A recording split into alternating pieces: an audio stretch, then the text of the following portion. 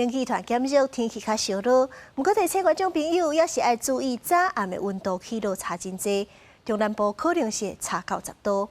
也若是交通方面，州北路南的车拢真济，台26线平峨公路，因为有真济人要去垦丁甲台东游览，塞甲真严重。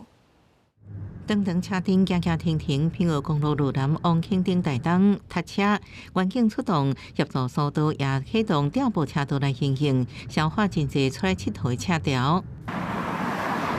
车衫真济提早等工作，加吹佚佗的车。国道北中南塞车路段为中道过后就车多，高公局表示，车衫是年假期间双向交通量上大一天，也是平常时1.5倍。塞车路段亲像国业苗栗甲河口、国三、大山到香山一股，公共警报拢可能塞到透早。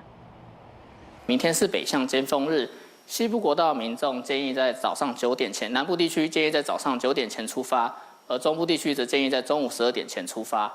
而另外，针对国道5号北向的部分，则建议在早上9点前出发。省会人去往公园，引起团险有真侪人也出外活动。气象署提醒，虽然车衫开始到达回温，不过测试水气较侪。这方面，东半部、基隆北海岸、大台北甲屏东半岛有点giảm雨，日暝甲透早也是偏凉。